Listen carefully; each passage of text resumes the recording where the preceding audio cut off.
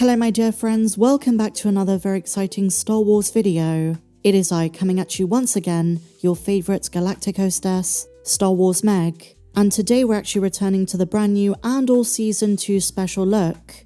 First, they gave us the official trailer, and then some more juicy footage in the special look on Disney+. I broke down both. But there is one crazy Easter egg most fans missed. Someone brought this up to me on Twitter, and I thought, you know what, we have to talk about this. It appears as though some of the characters from the Obi-Wan Kenobi series might be making a return. So this is about 35 seconds in the beautiful shot of Yavin 4 base.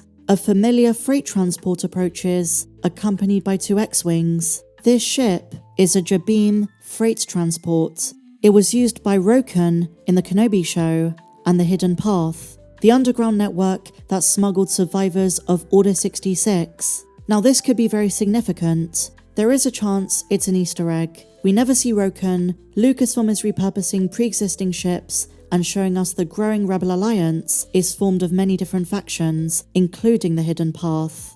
That being said, Roken was always set up as a character who'd be a future Rebel leader.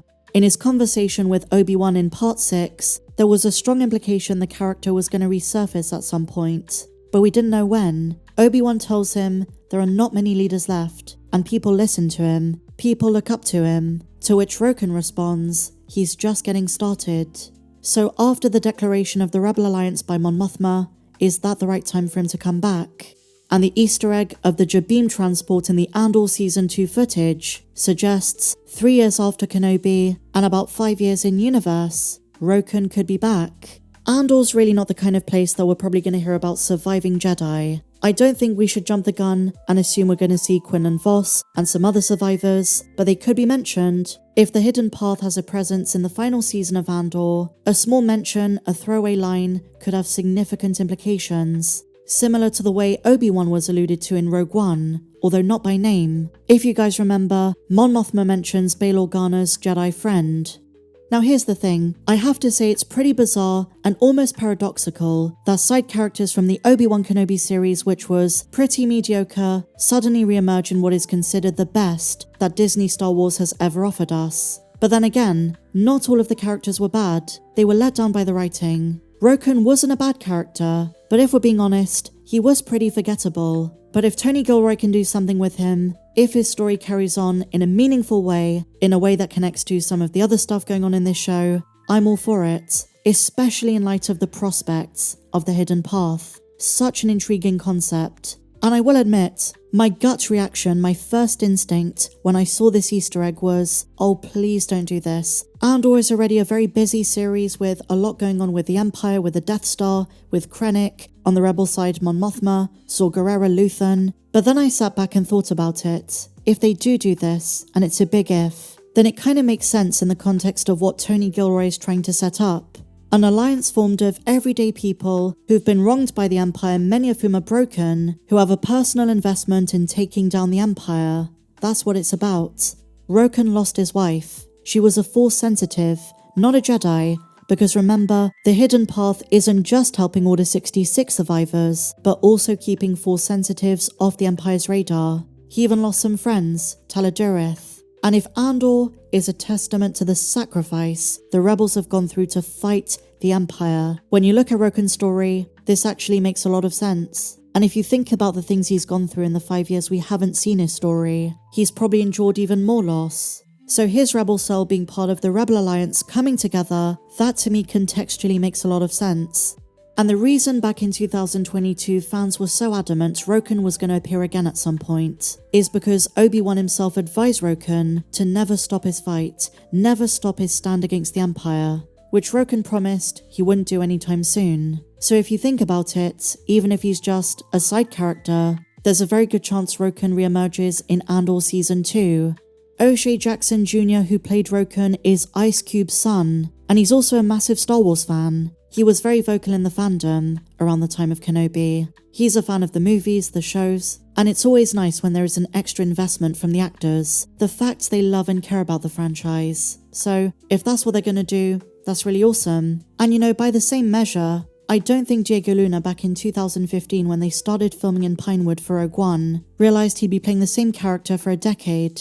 The Rogue One verse, the Andor verse, as I like to call it, is a long labor of love that is also about to become a trilogy. And I love when fans put those posters together to show that it's a unified thing. And on the subject of unity, Roken appearing in Andor, I also think it's a really nice way to connect all of the shows set during the dark times together. It makes them feel like a collective universe, and less like fragmented stories that are not related. And due to the dramatic differences in tone, Star Wars fans have expressed they don't feel like they're the same universe. Andor in particular is leagues ahead in terms of quality, cinematography, acting, dialogue. So doing something like this, having crossovers here and there, might be beneficial, and maybe it's gonna elevate those characters. I can see why some Star Wars fans might not be a big fan of this. It might inadvertently remind them of the Kenobi show.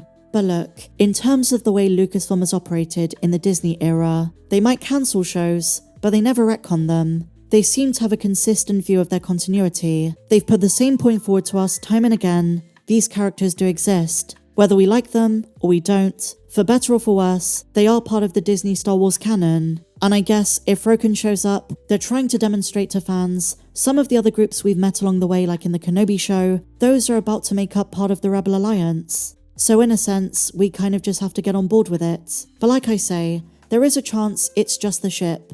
Just a little Easter egg for anyone who spots it, similar to the Ghost in Rogue One. And it's no secret that while Tony Gilroy doesn't really care about Star Wars lore, he does care about wider connections. And in the process of writing the final season of Andor, the last 4 years leading up to Rogue One, he wanted everything to be seamless, everything fitting into place. And there are those like Pablo Hidalgo who make those wider connections. For example, do you guys remember the Easter eggs in Luthen's shop? Those weren't Tony Gilroy's idea. That was the arts department and other creatives at Lucasfilm.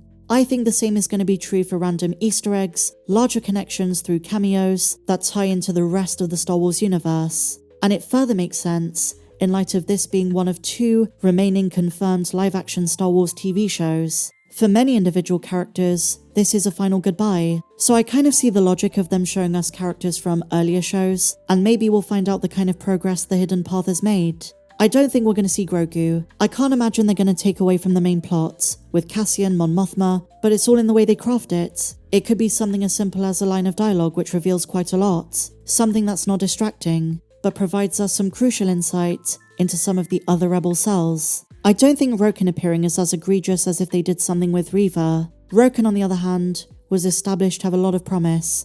But what do you guys think? Do you think there's going to be some wider connections to other parts of the Star Wars universe? Is it about time Star Wars did this with the new TV shows? Let me know down below. And if you enjoyed this kind of video, my dear friends, please be sure to give me a big fat thumbs up, subscribe if you're new, check me out on socials. Also be sure to check out yesterday's video, a huge reveal from the brand new Jedi Knights comic, which ties into this video. But until the next one, my dear friends, may the Force be with you, always.